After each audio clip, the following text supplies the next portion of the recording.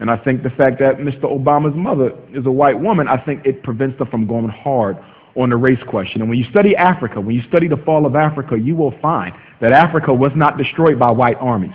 Africa was destroyed by mulatto armies. What normally happened was the European conquerors came into Africa, cohabitated with the women, and over the process of 20 to 40 years, they changed the color. And then they used their mulatto offspring to fight against their darker brothers. Something that still goes on today in America. In fact, in Nigeria, as we speak, the Orientals who have invaded the Nigerian economy are marrying African women to do the same thing, to bastardize the native population, to raise up an entire group of Oriental African children who they will then use to oppress the native Africans. When you don't study your history, you repeat it.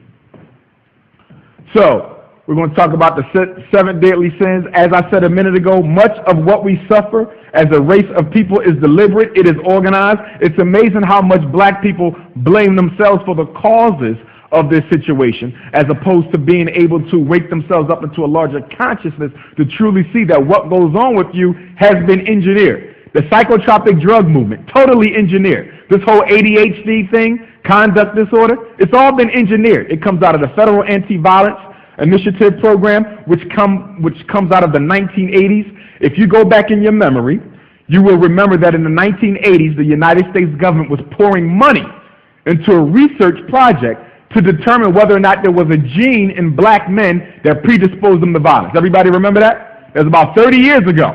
Because of the massive outcry against that movement, it went underground. Most of us think that it went away. It never went away. One thing you got to understand about the United States government or any imperial power, whatever it starts, it finishes.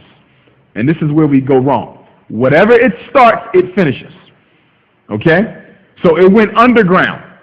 And it came back as attention deficit hyperactivity disorder, conduct disorder, opposition to defiant disorder, all of which come out of not only the Federal Anti-Violence Initiative, but the new COINTELPRO against the black community. For example, any black boy in America who's diagnosed with a disruptive behavior disorder, which basically means that at some future point in time, they could cause a serious problem to the establishment, the FBI automatically has access to their psychological evaluation reports. Let me say that again. Any black boy in America diagnosed with a disruptive behavior disorder, the FBI automatically has access to their psychological reports. Because as J. Edgar Hoover said, the goal of the FBI is to do what? Prevent the rise of another black messiah. We also know that the FBI was created on who? The Honorable Marcus Messiah Garvey. J. Edgar Hoover's first full-time job with the FBI was to do what? Bring down greatest leader of the 19th century, the Honorable Marcus Messiah Garvey. So COINTELPRO is still here. It's in the form of the disruptive behavior disorders, engineered by the government, the FBI, and who's the third factor? The drug companies. One thing you got to understand about psychology, it's no longer a true science. Psychology has become psychoeconomics. The makers of Ritalin and Strattera and Prozac and Cycler, and the list goes on, the makers of these major black psychotropic drugs are the #1 financiers of the American Psychological Association, the American Psychiatric Association, the National Institute of Mental Health. What I'm trying to get you to understand is much of the diagnoses, much of the disruptive behavior diagnoses that we use on black children were paid for by the drug companies. The drug exists before the diagnosis. You need to understand this. The drug exists before the diagnosis. The diagnosis is created to feed the prescription. The diagnosis is created to feed the description. To give you a quick point in what I mean, I think I have with me a copy of the DSM-4, the Diagnostic and Statistical Manual of Mental Disorders. You should have a copy of this. Buy one if you don't. You need it if you're a parent, if you work with children. This is the Bible of psychology and psychiatry. Anything we diagnose comes out of this book. The DSM-4-TR text revision is silver with blue letters. The interesting thing about this book is on the back cover, there's a picture. It says American Psychiatric Association 1844 with a picture of Benjamin Rush. Benjamin Rush was one of the signers of the Declaration of Independence. He was also dean of the medical school at Pennsylvania Hospital But more importantly, he was a psychiatrist who used to diagnose enslaved Africans with a mental disorder, okay, called nigritude. Nigritude was a mental disorder that rendered the brain of the African totally unusable. You was an imbecile. The chief symptom of nigritude, according to Benjamin Rush, was the turning of the skin black. He was actually the father of American segregation because he said that blacks had to be separated from whites because if whites rubbed up against black skin, they would catch nigritude and thusly their brains would be useless. His picture is not on there by accident. But I want to flip to ADHD real quick to give you a quick point and what I'm talking about as it relates to. Okay. This is attention deficit hyperactivity disorder. I'm going to give you some of the chief symptoms.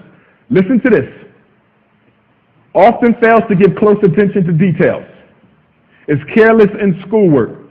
Has difficulty sustaining attention in task or play.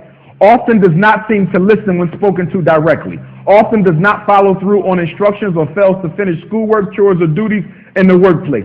Often has difficulty organizing tasks and activities. Often avoids, dislikes, or is reluctant to engage in tasks that require sustained mental effort, such as schoolwork or homework. Often loses things necessary for tasks or activities.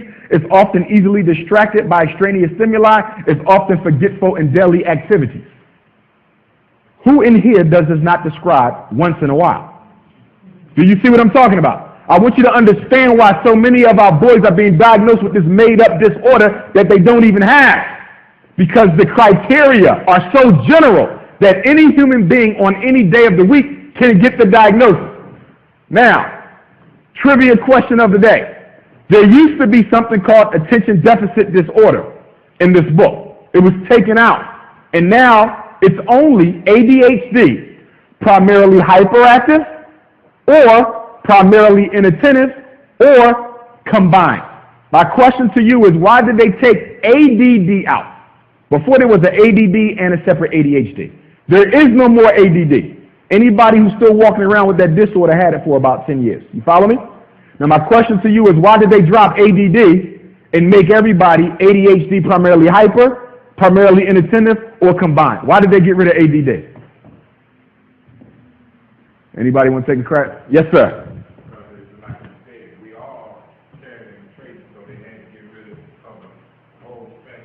True, it was very ambiguous, but the main reason is because there is no drug that can make you pay attention. So when a child gets diagnosed with ADD, it don't lead to a prescription because no drug can make you pay attention. Do you follow me? They can only give a drug to do what? Slow down your central nervous system so you can sit still in the classroom long enough to be miseducated.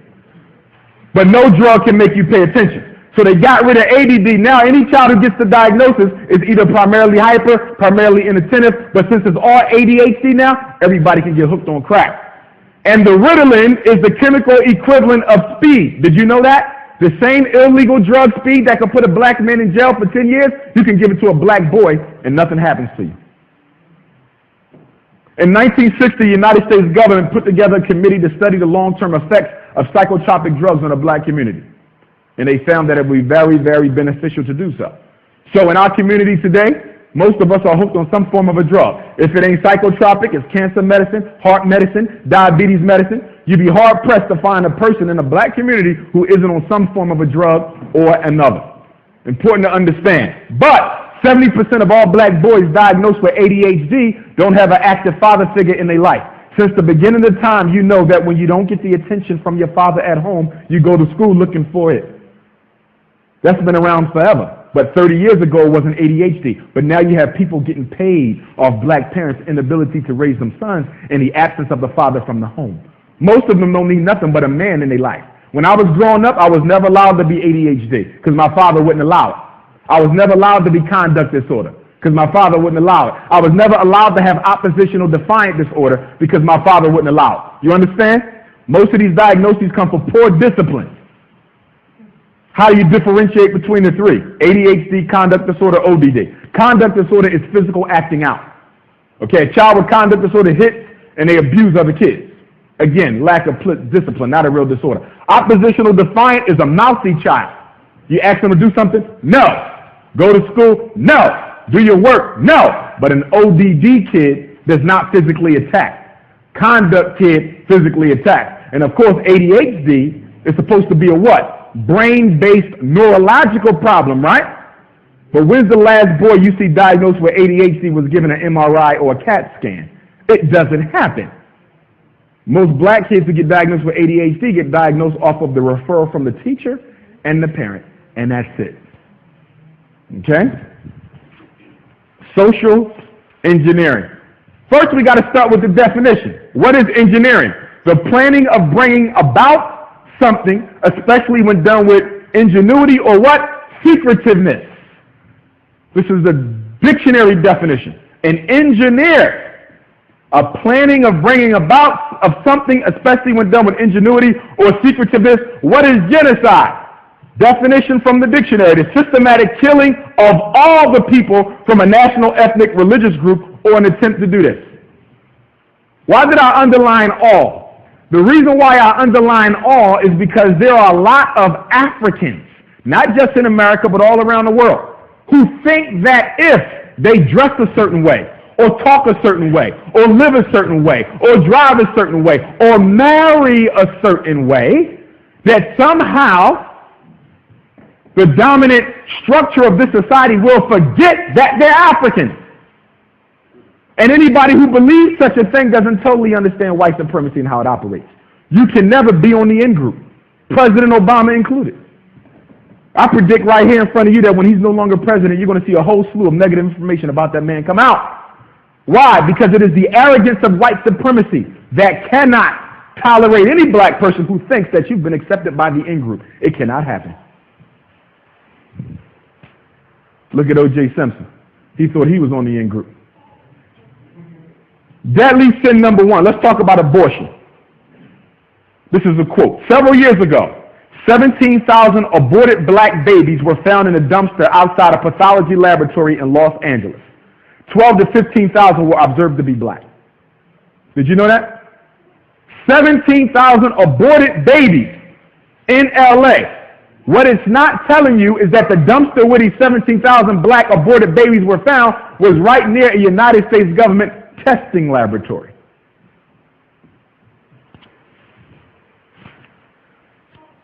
The United States still has not ratified the 1948 United Nations Genocide Conventions, which made crime of genocide an international crime.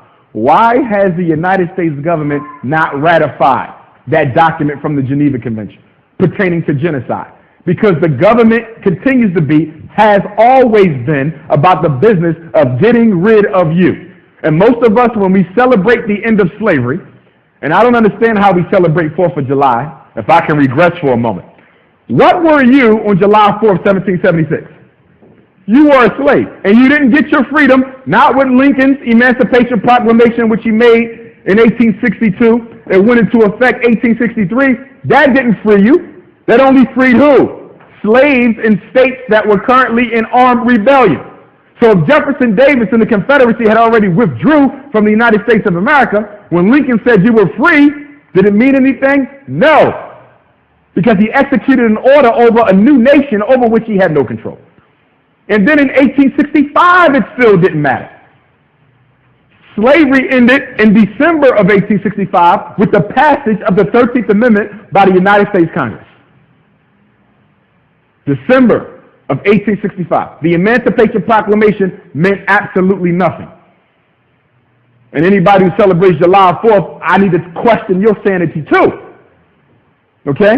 Because you'll celebrate the freedom of your former conqueror, colonizer, and slave master, but you didn't have yours yet, and you still don't today. Where's your supermarket? Where's your planes? Where's your ships? Where's your submarines? Where's your hospitals? Where's your multinational corporations? You don't have none, but you'll say you're free because you drive a nice car with big rims on it. Okay? But what do you control?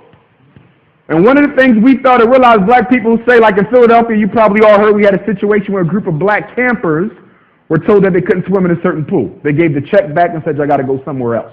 And people say, well, I thought this was over. One thing you got to understand about white racists is never over until every last one of you are gone. HIV is not an accident, good people. HIV is what? A strategy for what? Population control. Abortion is a strategy for what? Population control. Ebola, West Nile. And AIDS, they would have you believe what? Where did they say AIDS come from? To this day, where are they saying AIDS come from?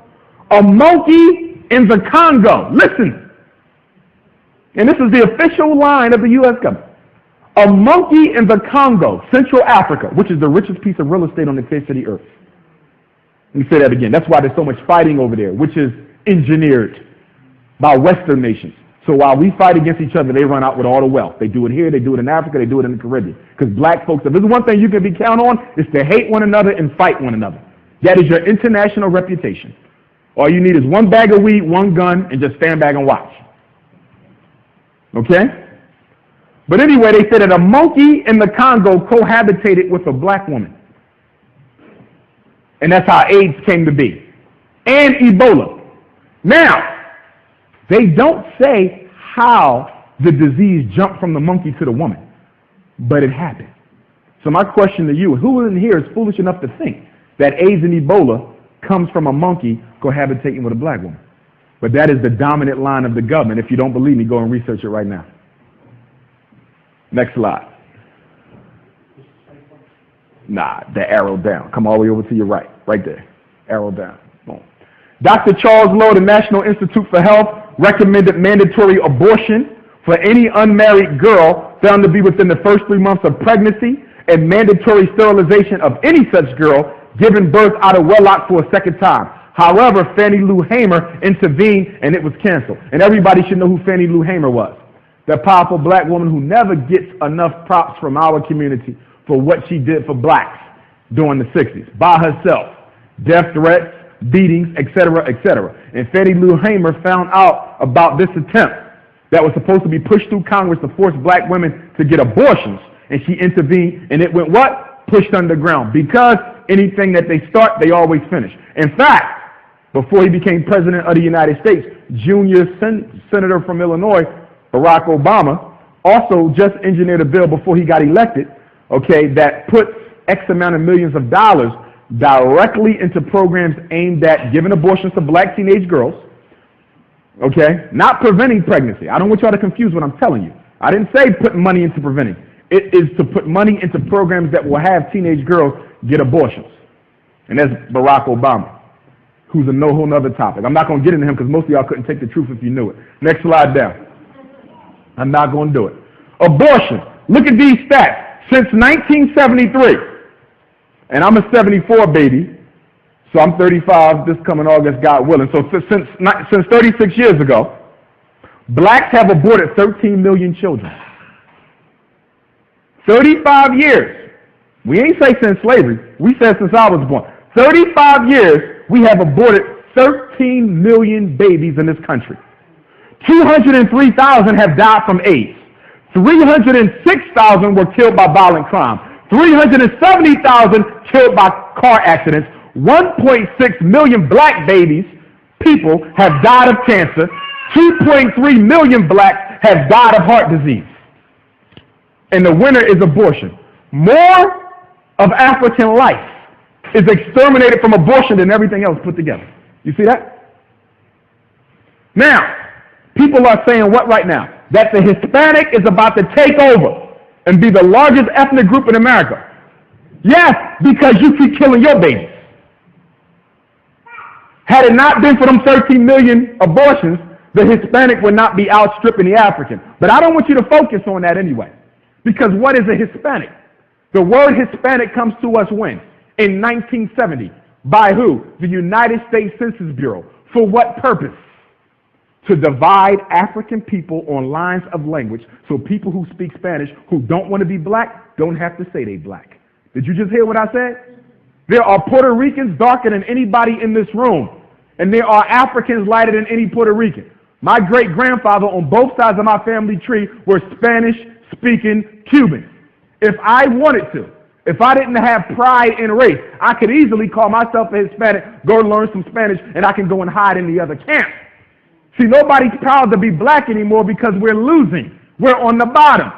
If a young boy wants to join a football team, he don't go to the losing team, he goes to the winning team. And if the winning team won't take him like he is, he will manufacture a new identity so he can fit in. Do you understand what I'm saying? Is it foreign to you? Next slide.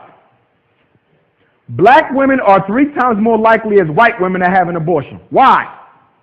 Why are black women, and this is controlling for socioeconomic status, because somebody want to say, well, it's because they're poor. No, this controls for socioeconomic status. So a poor black woman is still 3 times more likely to have an abortion than a poor white woman. Do you want to know why? Because unconsciously, subconsciously, when you hate yourself, as we have been taught, the last thing you want is to see something else that looks just like you. And we go through great lengths to get rid of it. Michael Jackson, much respect to him, is a firm example of what self-hatred can do to a person. And I got a lot of respect for Mike. Although I dislike the fact that he married outside of his race, although I dislike the fact that he glorified white people, I respect him for being a musical genius. Michael Jackson was murdered by the music industry because he did not want to sell back the rights to the Beatles' music. You heard it here. If you don't believe me, go research it. In fact, last week the LAPD said that they're going to start treating his death as a homicide, which is what I said the first day I knew he was murdered. A black man owns the rights to the music of the most successful white band in American history, and he owns some of Elvis's material. He was smart enough to know that the money in the music industry is not in making the song, it's in controlling the product. Michael Jackson was not broke by a long shot. He didn't have a lot of cash, but he had a lot of wealth. And they tried to force him to liquidate his wealth into cash, and he said, I would not do it. So when he was offered to do 50 concerts in Europe, nobody knew they would sell out in one day, 1 million tickets in less than 24 hours. But because it did, that was going to allow Michael Jackson the opportunity to make the $400 million that he was in debt for, pay it off, and keep the rights to the Beatles' music. So if they wanted to get the catalog back, they had to do what? Kill him before the tour started. And that's exactly what they did. It's the same thing they did to Sam Cooke after he told Malcolm and Martin that he was going to finance the civil rights struggle of the 60s. And he was the first major black artist to own his own publishing. Did you know that? Next slide. It's all social engineering. Anything I say, I can prove it. Every day, more than 1,400 black babies are aborted in the United States. Did you know that? Every day, 1,400 flushed down. Flushed down. But some of y'all still ain't convinced, so we're going to keep going. Next slide. Since 1970, the black community has aborted 13 million. 13 million. The reason why the so-called Hispanic, which is nothing but a Spanish-speaking African, is about to outstrip you is because they keep their babies. Yes, they do get abortions. They do. You understand? But because the menticide on them was not as severe as what was visited on you, they'll have a house full of 15 and be proud as hell. You have one more than 2 and you start looking like something wrong with you. They keep theirs. You get rid of yours. Next slide. You say that I don't have the money to take care of this child. But last time I checked, babies have been raised in the black community without 2 pennies to rub together since the beginning of time. Can I get an amen? Black women over 50 years old are 4.7 times more likely to get breast cancer if they had a prior abortion compared to women who have never aborted. Did you know that? This has been a scientific secret for years, that there's a direct link between abortion and cancer and black women. It's something about those fluids, those aborted fluids staying up in the womb that somehow ends up going up to the breast and causing all types of cancer problems. Just like there's a direct relationship between what? Antidepressant medicine, black women, and brain cancer. Which is why I tell my sisters to find a good therapist. But don't get hooked on them drugs, because they're very addictive and they do cause cancer. In fact, most of the psychotropic drugs that we give black children are not allowed to be prescribed to white children in the United Kingdom, Great Britain. Did you know that? They do not allow their children to take the same drugs we get here because their deadly potency. Something else you need to know. It wasn't until the turn of the century, the year 2000, that the Food and Drug Administration, for the first time in history, said what? That you could give a child adult psychotropic medicine. Nearly every drug that we give these babies was designed for adults.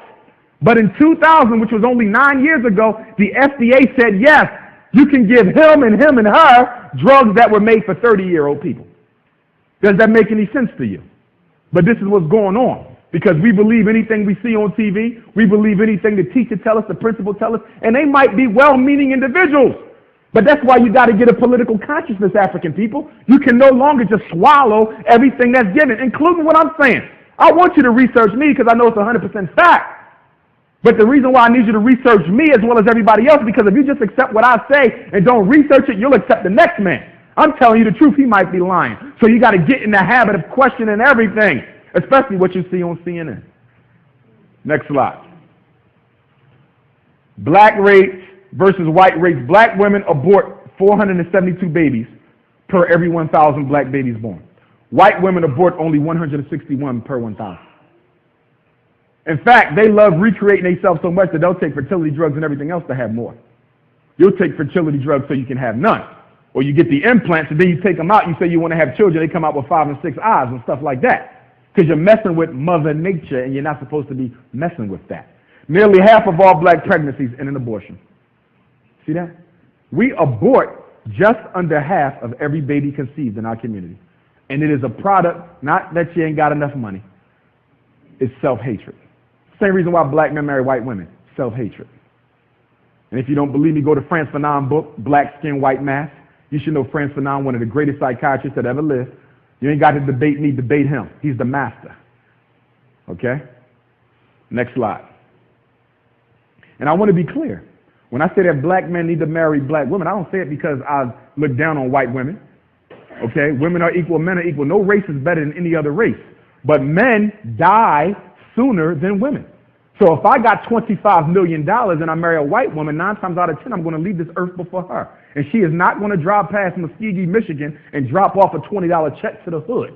Do you understand? That money goes to white people. Marriage is a business. And you don't get into business with anybody who you don't trust after you die with your estate. So we got to keep black money black, and that's why a black man got to marry a black woman. It's that simple. It ain't about them being less than. It's about us remember who the hell we is, because we forgot.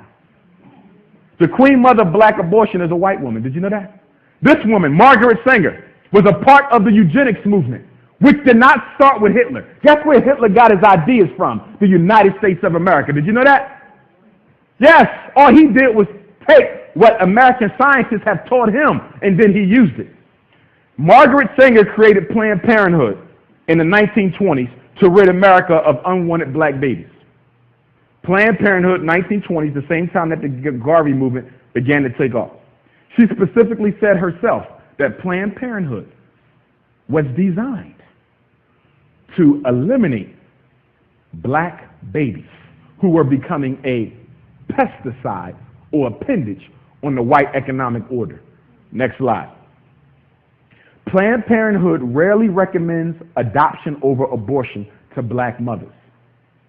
The research is clear. When a black woman goes to Planned Parenthood, get rid of it. White woman goes to Planned Parenthood, why don't you think about abortion? Excuse me, why don't you think about adoption?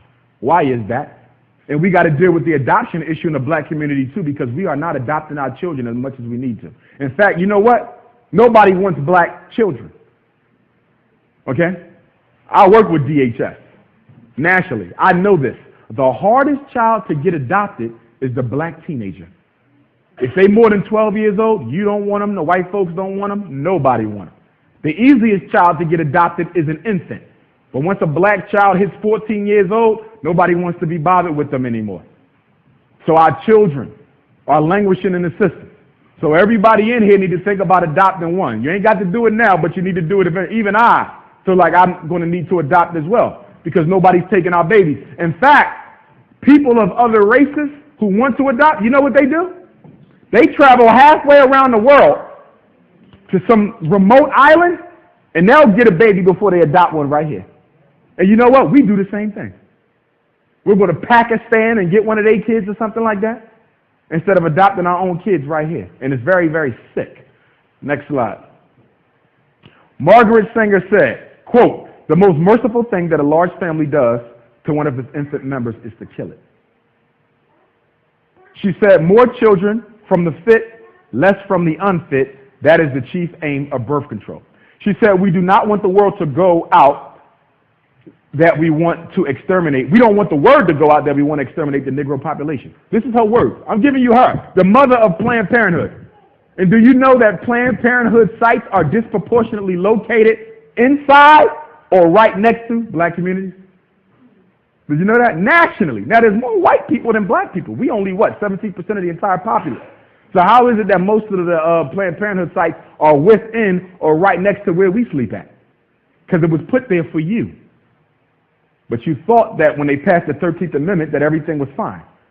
Or some of you thought that when the Civil Rights Bill came in 65, you was fine. And some of you thought that the Voting Rights Act in 68 was fine. And then some of y'all think that when Obama came in, he was fine. Never mind the fact that he's against an apology for slavery, or he's against affirmative action, or he's against reparations. Never mind the fact he's against everything Martin Luther King died for. But y'all got his face right next to King's on your shirt. King is turning around in his grave. The marriage bed is the most degenerating influence in the social order, according to Margaret Singer. Next slide. If your parents are stupid enough to deny you access to birth control and you are under 18, you can get it on your own, called Planned Parenthood. Most states have stripped away the rights that parents have over their children's lives. It's a national movement. Children can make reproductive decisions at 16 in most states. So if your 16-year-old daughter wants to get an abortion and she don't want you to know, she can do it at 16. In most states, a child can get mental health care at 14. If your child wants therapy, if they want to check themselves into a drug and alcohol rehab, they can do it at 14. Okay? This has been going on systematically. It's reducing the true age of adulthood without saying it. And if you want to fool a black person, all you got to do is put it in the words, because we don't analyze anything. All we do is take what somebody tell us on TV, magazine, and you run. Okay? Planned Parenthood advertisement, Dallas Observer, January 30th, 1986. This was in there. 1986, that's your lifetime. If your parents are stupid enough to deny you access to birth control and you are under 18, you could get it on your own. Next slide. Margaret Sanger helped develop the abortion pill. Did you know that? The IUD, intrauterine device, and supported a law requiring forced sterilization of women who sought public assistance. Did you know that? Which was law in 38 of the United States. It was never adopted federally. But just because they don't say it in D.C. doesn't mean any of the 50 states can do it on their own. Is what we call states' rights. Did you know that? Up until the 80s, a significant portion of states in this union, if you got public assistance, you were also sterilized. We thought they were only doing it in Africa and in the Caribbean. It was right here. I'll give you one better. I'll give you one better. Also up until the 1970s in some states in America, if your IQ score, if your intelligence quotient fell within the deficient range, you were also automatically sterilized. Did you know that? A lot of our ancestors were sterilized just because their IQ score, which is a racist test, I know because I give it for a living. Okay? I help standardize some of them. People always ask me, well, why is it that the black kids' IQ scores are 15 points lower than the white kids? And why can't we close the black-white test gap? Don't y'all hear this all the time? So let me tell you why. It's real simple. Who makes the test? And whenever they create a test, you know what they do? We field test all the questions. So let's say I'm going to put 100 questions in my final test. I'm going to field test 1,500. I'm going to do some testing on whites, black, Hispanic, Asian, mentally retarded, learning disabled, emotionally disturbed, Pennsylvania, LA, Texas. You get a big sample. I participate in this, so I know how they do it. And so you see what questions the black kids get wrong. And you see what questions the white kids get right. So when you come up with your final test, you know what you do? All you do is take the ones that the white kids did better on. Remember, white racism is never left up to chance. School and education must mirror the social order. The dominant belief in this country is white over black, period. You understand? So when the tests come out, no matter how hard these young brothers and sisters study, there's always going to be a 15-point gap. And do you know what they do to make sure there's always going to be a 15-point gap? Every 10 years, they do what? Re-standardize the test. And you running around trying to get Raheem to study, and Raheem, why you can't catch up? It's designed The question that I have for black educators and black parents, why don't you have your own standards for education? Why are we using a European version? A European version that is the lowest of all the industrialized European nations on the earth. You following him and he dead last, so where you going to come in at? Every community must ask itself, what is the purpose of education first and foremost? What is it for? What should the finished product look like? That's what you got to ask yourself. The first of all educations that our ancestors taught us in now-valley civilizations was the knowledge itself. But you got black PhDs, black doctors, black lawyers who can't tell these black kids 5 minutes of African history. And if you don't know where you come from, nothing else much matters. What good is it to master science and math and politics when you've lost yourself? And that's where we are right now. A true African-centered education got to first teach these children to do what? Who they are and how to navigate this society. I had a black educator ask me the other day, she said, well, Mr. Johnson, if we teach these black boys what we've been through, they're going to hate white people. I said, let's look at the alternative. First of all, if you teach them right, they won't hate anybody because hatred is wasted energy. Do you understand? To hate is a waste of energy. I don't hate, I seek to understand them. If you don't teach them what they've been through and you tell them all they got to do is get a good education, get a good job, you know what? They're going to walk out there in the real world and they're going to see you lie and then they're going to come back and they're going to hate you, not the white man. Because you sent them out there ill-prepared to deal with that madness. Even at my internship, I'm telling these young black boys, you need to understand something. And here you get away with murder because you have a so-called diagnosis. You ADHD, you conduct disorder, you ED. So when you mess up, you don't get in trouble. I said, listen to me, young man. When you get outside and you start mouthing off at one of them cops, and he tell you to stay still and you jumping around anyway, and you tell him that you got ODD and you can't control it, he don't have to respect that. When you run into the law, no mental disorder is above the law. Do you understand? So when we teach these boys that you can't control yourself unless you have a pill, we are crippling them for life, and we don't even see it. To my single-parent mothers, you got to stop crippling your sons. There's an old saying in our community that we raise our daughters and we love our sons. That's so true. The daughters, you make them strong and independent because you know what you went through. But then your sons, you let him sleep all day, don't go to school, he eating over there. He ain't even got to go to school, just football practice, no discipline in the house. And we wonder what's going on. And brothers, we got to step up. Even if you got a son of your own, there should be, every brother in here should be accountable to one other black boy that ain't his child. It takes a village to raise, and we are being so selfish. When I give educational presentations, you know what bothers me? When somebody comes in and says, you know what, I don't have no kids, I don't need them. What you mean you don't have no kids? In the African tradition, every child belongs to the race. There is no such thing as mine and yours. Do you want to know why? Because if my 7-year-old daughter grows up and she's 18, and you didn't properly raise your son, and he grows up and he's 18, he might rape, molest, or hurt my daughter. Now whose business is it? There's no clear separation amongst families. We're one group of people. And I don't know what we think we hiding because everything we doing we done did for the last 20 generations, which is bow down to other people. Next slide. The active ingredient. Now we're talking about chemical dependence. You know what's interesting about cocaine? Do you know that cocaine was brought to America by European scientists to give to enslaved Africans so that they could work longer on the plantation? Did you know that? Cocaine was brought here for you, and they want to lock everybody up for it when they brought it here. Marijuana was brought here for you. And the first law against marijuana came into creation because it was believed that when black men was intoxicated with drugs, they would go around and violate white women. Look at that. Crack and weed. The history starts with you. But the active ingredient in cocaine was isolated, brought to America during the eve of the Civil War, given to slaves to help increase their productivity. Cocaine was brought to America for black folks. Next slide. Also, you need to know that every drug in America was once legal at one point. Did you know that? Heroin, opium, crack. Every drug in America was once legal. They pick and choose what is illegal based on what? Social engineering. Which ones do the blacks use? Which ones do the white use? Look at Bill Clinton. Mandatory minimum 5 years in jail for 5 grams of crack. But if you smoke powder, you need 500 grams to get a mandatory minimum sentence of 5 years. Now, as a psychologist, I know that crack and powder exert the same damaging influence on the human psyche. Both of them have equal addictive power. Do you understand? So why is it that if you sell 5 grams of crack, you get 5, but you need 500 grams of powder to get 5? It's called picking and choosing who you want to lock up. It's that simple. Although only 12 to 20% of the U.S. population, blacks account for more than half of all whiskey and malt liquor sales. Cadillacs, too.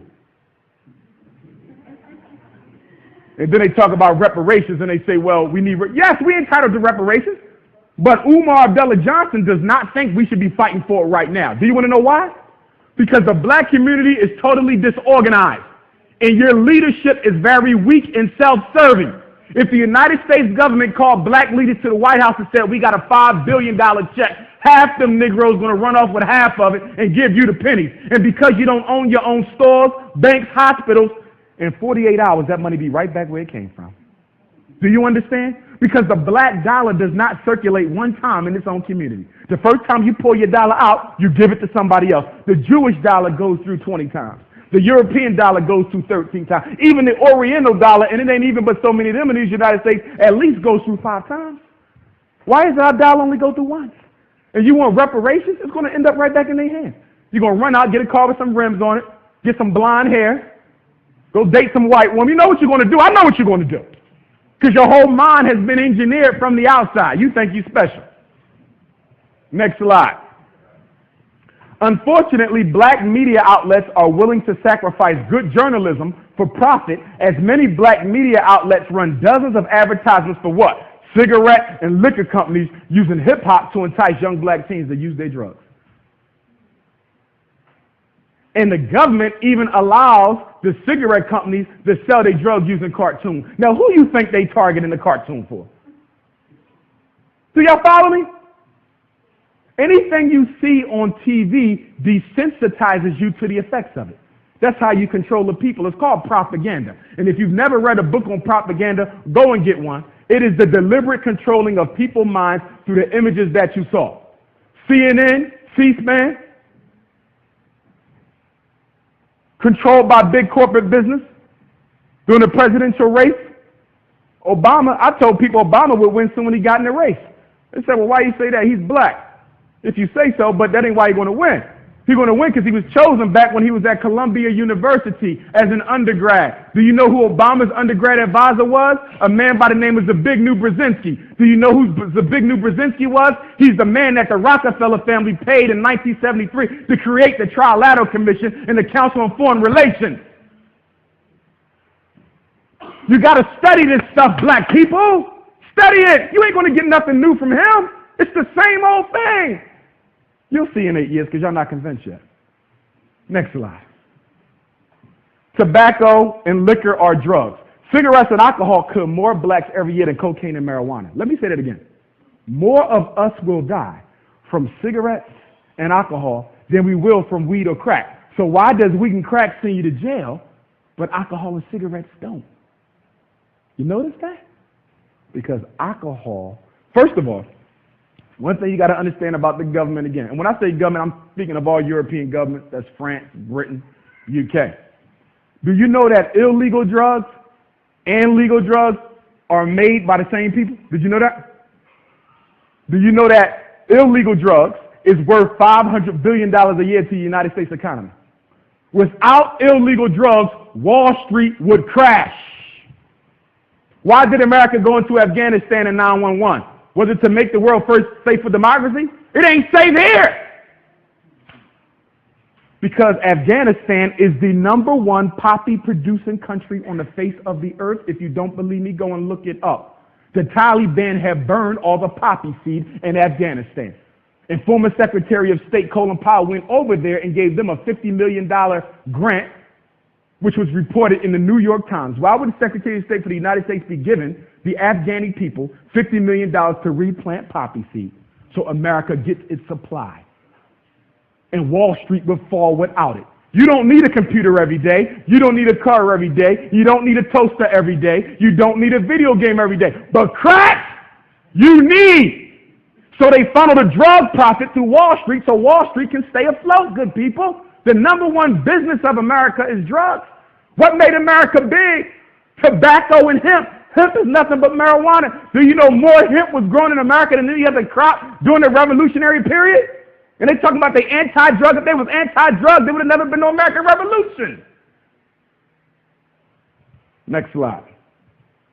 In the early 1900s, white employers used to give cocaine to black workers to increase energy and stamina. Next slide. The Harrison Narcotics Act of 1914, the same year that the Honorable Marcus Messiah Garvey started the largest organization in black history, the Universal Negro Improvement Association of African Communities League. Jamaica, he came to America in 1916. UNIA was incorporated in 1916. Okay, he gave us the Negro World, the most powerful, prolific, and well-known black newspaper of all time. Nothing today can touch it. He gave us the Black Star Line Steamship Corporation, the only major leader to put ships on the water for black people. He gave us the Negro Factories Corporation. He gave us 2 colleges. He gave us black men who stood up and defended the black community away from the Ku Klux Klan. And do you know who helped to bring down the Honorable Market? And most of all, he gave us the what? Red, black, and green flag, Madison Square Garden, 1920. That flag we did not have before Garvey. And the significance of the flag is this. Prior to the first International Convention for Negro Peoples, okay, black people had no symbol to represent them universally as a race. In fact, there was a very popular song that said, every race has a flag except the coon. Coon is another word for the N-word. And Marcus Garvey said, we're going to do something about that. But jealous black leaders like W.E.B. Du Bois, who I respect for the good that he did, A. Philip Randolph, who I respect for the good that he did, and others, conspired with the United States government to get the Honorable Marcus Messiah Garvey locked up on mail fraud charges, claiming that he falsely advertised stock for his Black Star Line Steamship Corporation in an empty envelope that was believed to have had something in it to incriminate Garvey that they could never find, which was owned by black men who claimed he used to work for Marcus Garvey, that Marcus Garvey never saw a day in his life. And the presiding judge at the Garvey trial was an NAACP member and friend of W.E.B. Du Bois. Garvey gets deported in 1927 and 1930, the Nation of Islam. 1930, you get the rebirth of the Moore Science Temples. You get Father Divine, you get Daddy Grace. From Garvey, we get Malcolm X. Malcolm's father was killed because he was chapter president of the UNIA. Malcolm's mother used to write poetry for the Negro world. The Black Hebrews, J. Arnold Ford, who's one of the fathers of the Black Hebrews, wrote the universal African anthem for the Garvey movement. There is no black leader you get, I care not who you name, who did not take a page out of Garveyism. And that's not a slight, because everybody comes from something. Garvey wasn't the first person who said your God better look like you. That was Bishop Henry McNeill Turner. He wasn't the first one who took a ship to Africa. Paul Cuffey did that. Martin Delaney did that. The Liberian Exodus Joint Stop Steamship Corporation. I'm telling you to study your history. You got to be able to sit in a chair, sit your children down, sit your grandchildren down, and give them the history out of your mouth. We call it the oral tradition. And the reason we can't follow it no more because we stopped studying who we are. And so one of the things I try to prepare black kids for where I go is to know their history, because when they get to college, them white kids know who they are. Them Oriental kids know who they are, and they're going to start talking about history, and we're going to start talking about sneakers. Hip-hop culture. How could it be a black culture when the whole thing is controlled by white people? There's not a rapper you can name who own their own publishing. Not one. To my young black men in here, Rockefeller's not no label. Rockefeller's owned by Def Jam, and Def Jam is owned by Universal. Don't no black people sit on the board at Universal. G-Unit is owned by Eminem, who's a racist, and he's owned by Aftermath, and Aftermath is owned by Interscope. That's a Jewish corporation. Don't no black people own Interscope. What's wrong with us? And we got our kids running around thinking these Negroes out here got some power.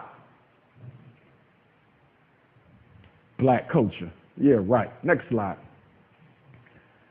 Blacks, drugs in the United States government. Marijuana was banned for the same reason cocaine was, as it was believed to cause a violent effect on degenerate races, i.e. black men would attack white women, which was not true. Next slide. CIA, Cocaine Import Agency.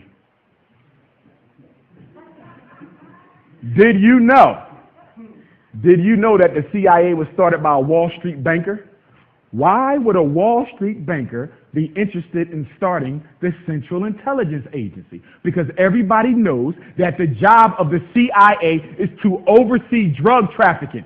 Yes, you can sell drugs in America if you have permission from the government. Do you know why they was going to invade Colombia? Who can tell me why they was going to invade Colombia? Because they didn't want to funnel their money through Wall Street. The Colombian drug lord said, we can handle this ourselves. And they said, well, this is a gangster government. The world is nothing but gangsters and thugs. You fail to understand this. Why do you think the atomic weapons are so big? Because America got one. The UK got one. So what's that, North Korea? Well, y'all want to keep picking on me? I'm going to get one. Now what? Now everybody got their hammer out. Because the only way to protect yourself in these days and ages is through power, organized strength. But the only time you can get black people together is for the Super Bowl or the playoffs. Or Obama inauguration. Next slide. Why was the CIA founded by a Wall Street banker to oversee the laundering of drug profit? Next slide. Harrison Narcotics Act, the year Garvey started the UNIA. Look at this. Did you know that Ritalin is a type B drug? This is the Drug Enforcement Agency of America. This ain't Umar Johnson. Why would the United States Drug Enforcement Agency put Ritalin, the #1 selling anti-stimulant in the world? Why is it classified as Schedule B? You know what that means? That means it's just as addictive as crack. According to the government, Ritalin is just as addictive as crack. Look at this. Crack, ecstasy, cocaine, opium.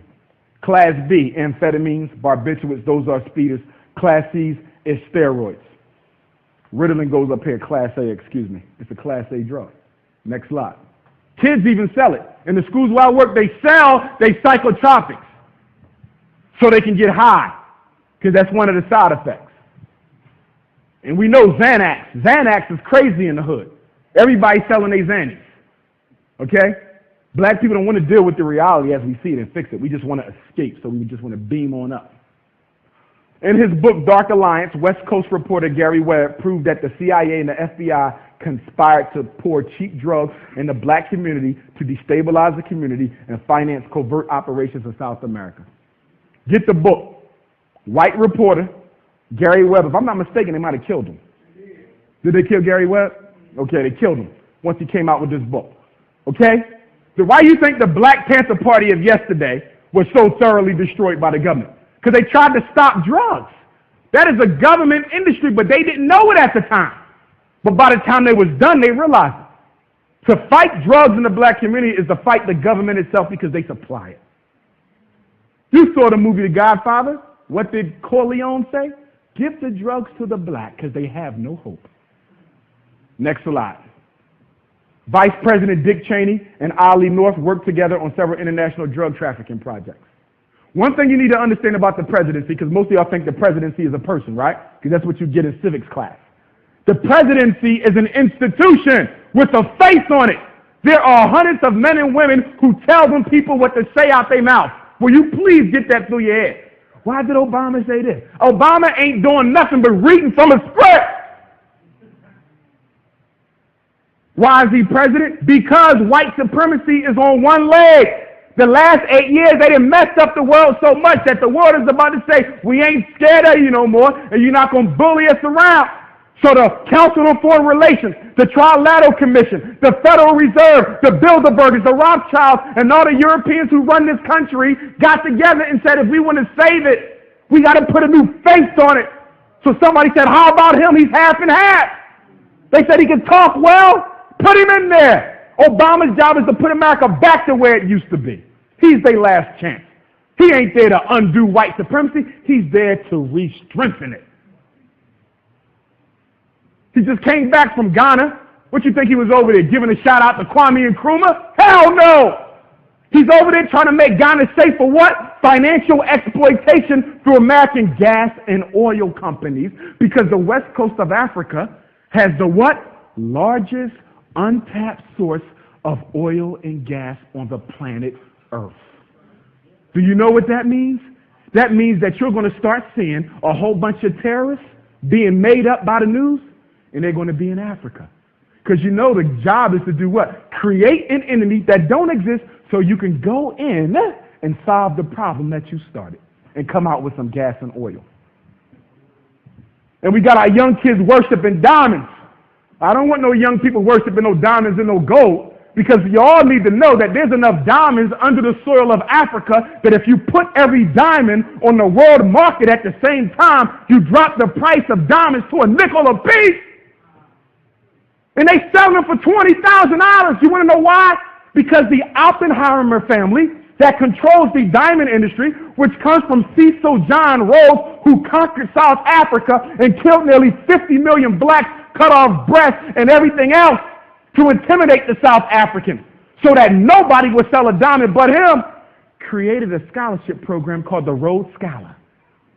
And the purpose of the Rhodes Scholarship program was to do what? Train leaders who would continue to imbibe, as he said, quote, the British imperial ethos. The British imperial ethos. The Rhodes Scholarship Program is a program for white supremacy. They just started giving blacks Rhodes Scholarships in the 70s. But the black ones do the same thing. Help white supremacy stand strong. Y'all got to know this. Y'all got to know this. The Oppenheimer hires mercenaries to go through Africa. And if they find anybody selling diamonds, they kill them. I'm telling you what I know. They kill them. You better not be found with a diamond in Africa or your brains will be taken from you. Why you think there's no diamond countries over there? In the Congo, they run through the water, brothers and sisters. They run through the water like rocks. And you over here killing yourself for it? Do you know how the diamond became the engagement ring of choice? The Oppenheimer family put millions of dollars into a television public relations campaign where hundreds of white women was flashed on TV for 10 years with a diamond. And they equated diamond with love so they could get rich. So the question to the sisters is, are you loyal enough to Africa to not want one? Next slide. We'll deal with that later. Chemical dependence. Diaster, Setco, Vortex, Frigorificals. European firms. All four of these firms smuggled drugs and were on the CIA's list of approved vendors receiving subsidies from the U.S. government. Why would drug smuggling corporations be getting subsidized by the U.S. government? Because the number one business on Wall Street is drugs. Actually, it's the number two. What was the number one business on Wall Street? Slavery. You was the first thing traded. You were the first stock in bond. Do you know that most of the insurance companies in America were started by doing what? Insuring the slave ships? Because you know only half the cargo made it. In fact, they called the African in America the strongest African on the face of the earth, because you had to come from the continent, go to the Caribbean, get broke through Willie Lynch psychologically, right? And then they brought you here. So they say, if you can make it through all that psychological and biological madness, you got to be the strongest ones around. Physically, we are. Mentally, we're weak. Why do you think slavery ended in the Caribbean in 1831? You know why it ended 30, 40 years sooner than 1865? Because in the Caribbean, they were not as thoroughly broken as us. Ours lasted a little bit longer, not because we didn't have as much courage, but because it was harder to organize blacks in North America than it was in the Caribbean. Because some of us still believe in the preamble to the Constitution, written by Thomas Jefferson, who owned over 400 slaves. He got 1,000,001 kids running around with his last name. And the white side, I don't know if y'all heard about this, the white side don't accept the black side, and they won't allow any of the black descendants of Thomas Jefferson to partake in his vast estate. They say, we don't recognize them. They were slave babies. Yeah, they might be his, but they ain't ours. But every biracial black person is running around like they got two families because they don't understand white supremacy. They don't understand it. You're pure blood, Anglo. That's it. Any mixture, take it home. Next slide. The FBI and the CIA have undercover police officers in every major city in the United States to supervise the inner city drug trade. Did you know that? There are people in the Muskegon, Michigan Police Department who are undercover officers. The district don't even know, to make sure that none of you revolutionaries go around trying to mess with the weed and the crack sales, because you're messing with Wall Street. Next slide. A recent Philadelphia Daily News article ran a story on a police officer who had a poster in his locker that read blue by day, white by night. You have the Ku Klux Klan and you got the Blue Klux Klan. B-L-U-E. Blue Klux Klan. Next slide. The United States government relies on its policies to intimidate and interrogate innocent blacks as a means of enforcing fear of the state. This role was once occupied by the slave driver. Now the police own it. And anybody who knows the history of the police know that who became the police? The police became the slave driver class, the overseer class, also the Italian and the Irish immigrants who couldn't stand blacks because they said we was taking their jobs, went right into the police force. The same people who were lynching you for 100 years can now beat you legally with a badge. Next slide. But don't believe me. I want you to research this now. Rodney King syndrome. Can't we just all? Since the 1990 police beating of Rodney King, followed by riots, worse acts of police oppression have occurred with very little outcry from the black community. It appears that the black community has now become numb to police misconduct. We don't do anything about it. Another one beat up by the cops. Next slide. Police brutality. 2006, 2007, the Philadelphia police shot 82 civilians, most of them black, killing 37. Yet, since 2005, only 11 police have been shot by civilians, with 2 being killed. So why do we keep hearing that police are being victimized? It ain't okay to shoot police, but it definitely ain't okay to shoot young black boys. But if only 2, and we're looking at Philly, if only 2 were killed, but yet y'all killed 37 of us, how is it that the media is making it like the police are the ones being shot and killed? It's called propaganda. Propaganda is what? The science of controlling the way people think.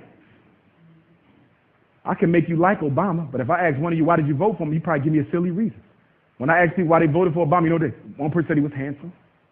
Somebody else said, I like his swag. Okay?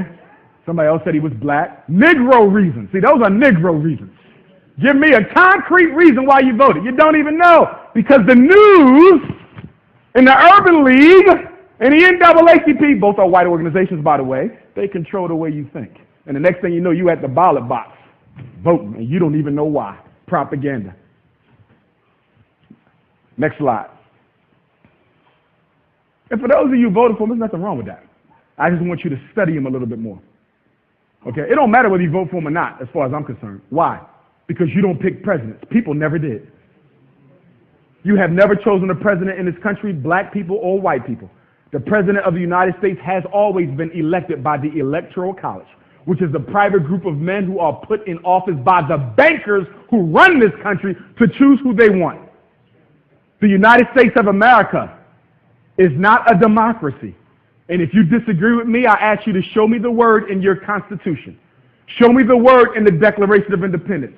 Show me the word in the Michigan State Constitution. It is not there. They have played with your mind because you do not study. A thinking man can never be made a slave.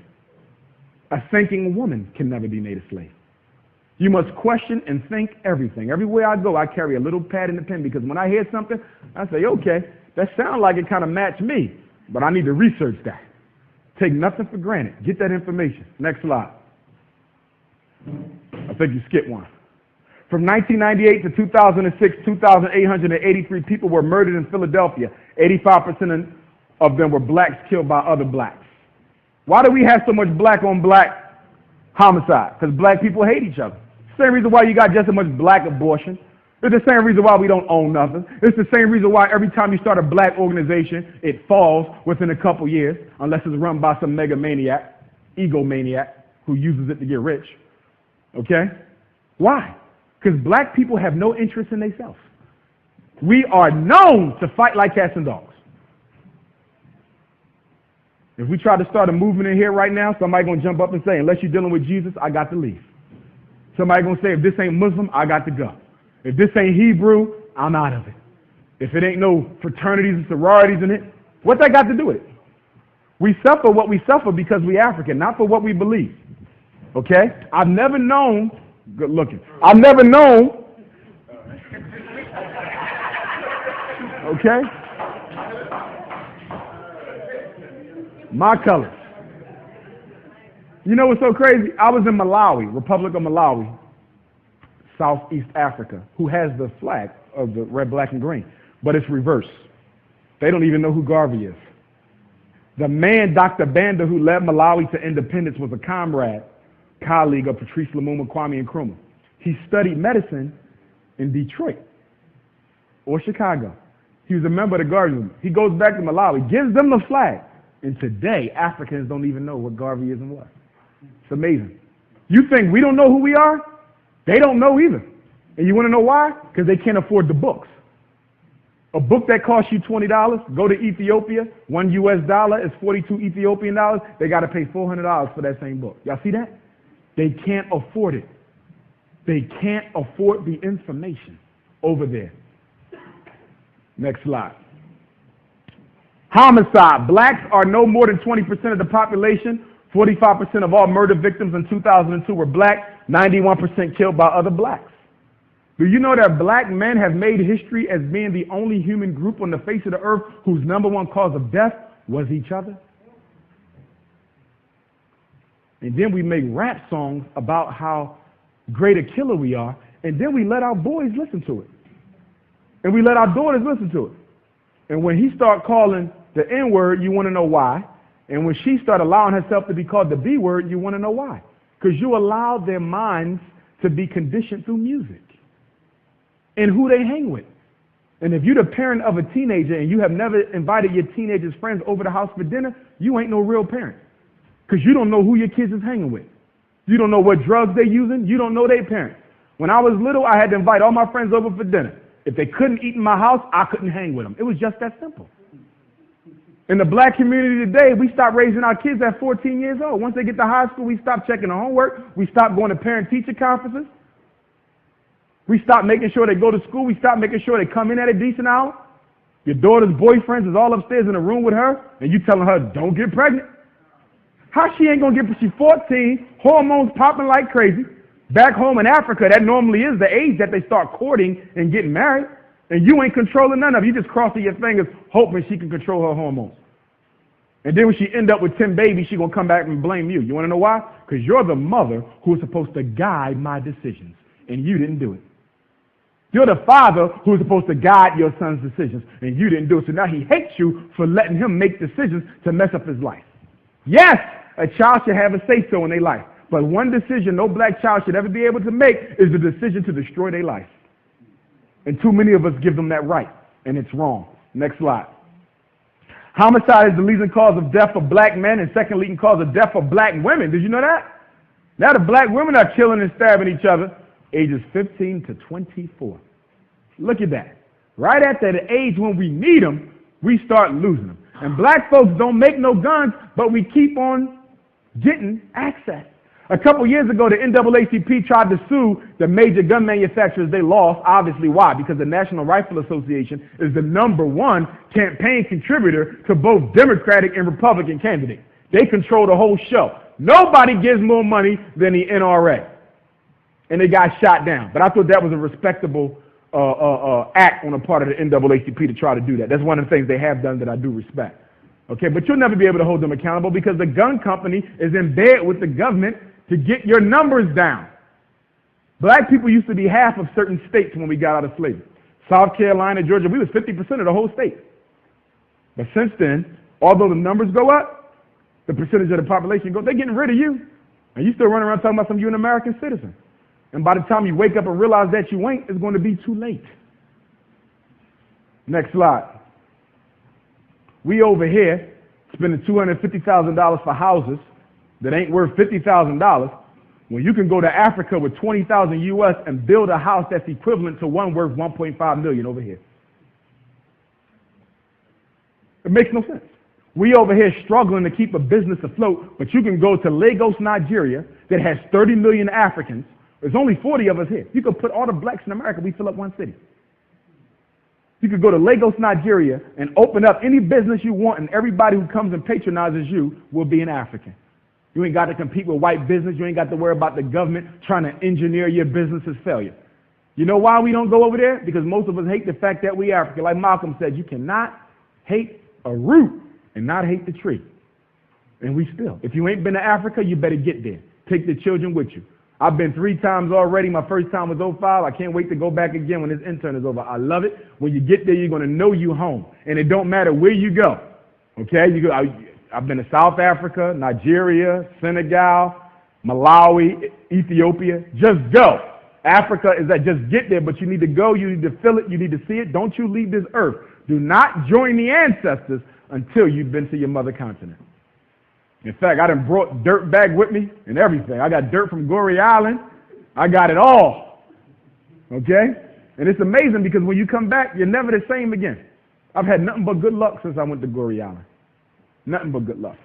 That's the ancestors. And no, we don't pray to our ancestors. I know some of us got the Arab Muslim mind. I didn't say that if you're Muslim, you're Arabized. I'm a Muslim, but I'm not an Arab black man. See, there's religion and then there's culture. Okay? We forgot that. Prophet Muhammad said, give the man religion, but let him keep his culture. Some of y'all done picked up the Arab culture and everything else. I got to cut that out. Some of us got a European Christian mind. Nothing wrong with being a Christian. All the grandfathers of Pan-African nationalism was Christian. Marcus Garvey was a Christian. Martin Delany was a Christian. Bishop Henry McNeil Turner, Alexander Crummell was a minister. Edward Wilmot Blyden was a minister.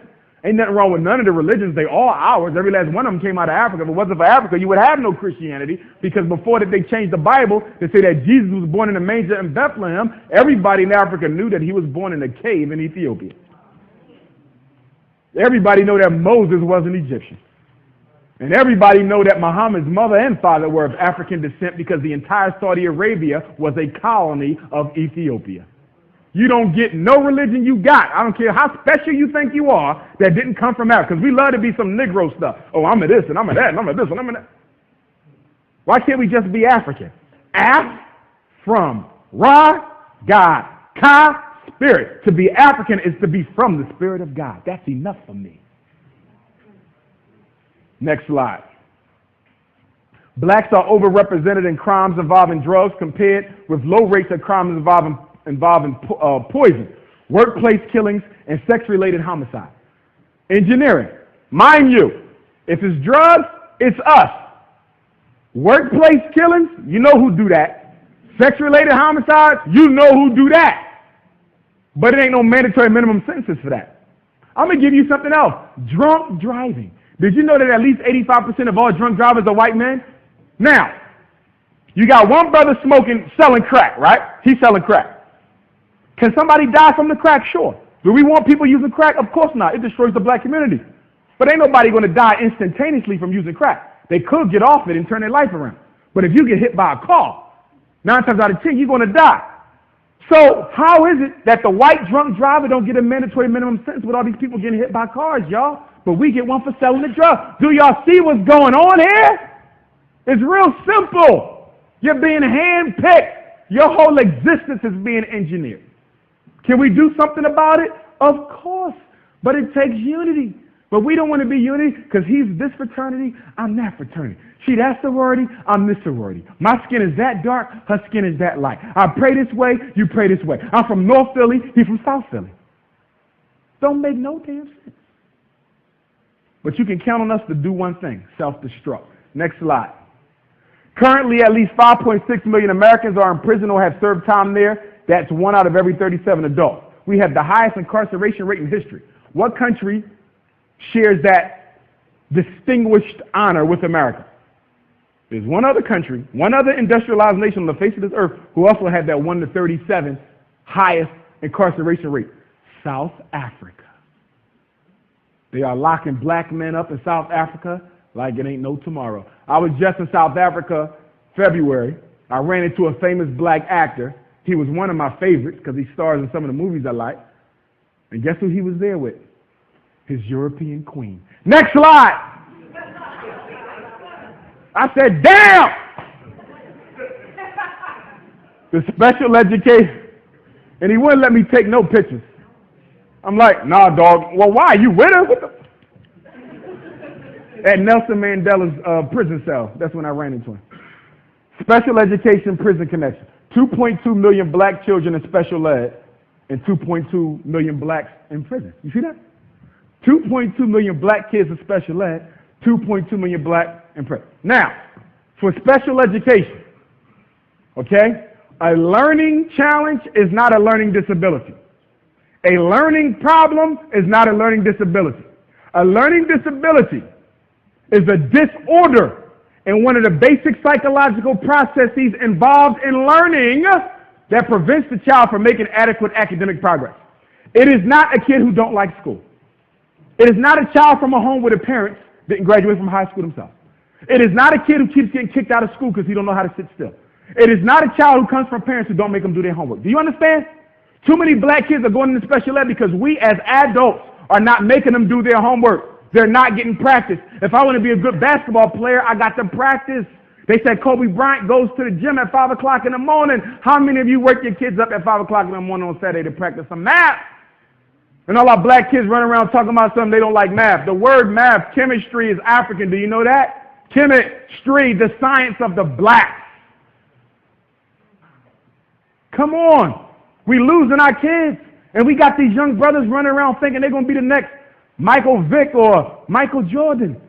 Listen to me, young people. Only 1% of all high school athletes will go pro. Let me say that again. Only 1% of all high school athletes will go pro. So if we know that only 1% of all high school athletes will go pro, why is Raheem and everybody else thinking they're going to the league?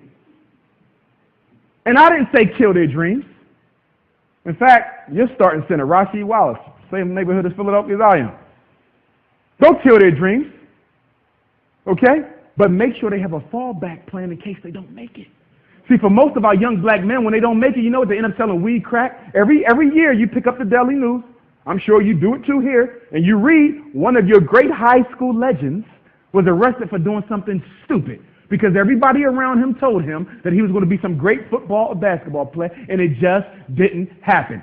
And what really bothers me is I want to know why we let our boys settle for being basketball players and not owning the team. Why do they settle for being football players and not owning the team? You want to be the quarterback? How about being the owner who writes everybody's check? Ownership is the opposite of slavery. Next slide. Many private corporations are now invested in prisons with substantial contributions to the political campaigns of many of their sponsors. One of Bill Clinton's most significant campaign contributions came from a prison corp. Did you know that? Why do you think Bill Clinton said mandatory 5 years? Crack cocaine, second time mandatory 10 on the federal level. You think that was by accident? One of his main campaign contributors was a prison company. Do you know that it is prison companies that run most of the disciplined high schools across America? They're preparing these black boys for prison. If you ever want to get a good test of what a school is really about, a high school, look at the uniforms that the kids wear. If they go to military school like I did, you dress up like you're about to go to war. If you're going to business, they dress up like suits. And if you're going to prison, they wear Dickies uniforms. All you got to do is look at how they dress them kids up. They prepare them for the whole thing. Pants sagging and everything. Long sleeve, 2 pocket. And the reason why the boys got the pants sagging is because in prison you can't wear a belt because you might commit suicide or kill somebody else. So that has been absorbed into hip-hop culture. It ain't hip and it ain't hop either. Okay? And we call Bill Clinton black. You still get black people say he was the greatest thing we ever had. You want to know why? Because at his inauguration, he let black people dance and sing. See, they didn't figure Negroes out. Just let them dance and sing. So Obama said, hell, I'm going to do it too. Let them dance and sing. And you okay. That's all you need to do is dance and sing. You don't ask how much money is going to black education. We don't ask what money you putting in black. We don't care. Just let me dance and sing. Next slide. What time you got? I'm going to probably have to interrupt this so we can take our break and go to the next one. Because I have y'all here at 1 in the morning. 3:42? All right. It's 3:42. We're going to take a break, 15 minutes, and at 4 o'clock sharp, I'm going to start on the next presentation. We didn't finish this, but that's okay. I'm giving you a buffet of what you need to know. 15 minutes.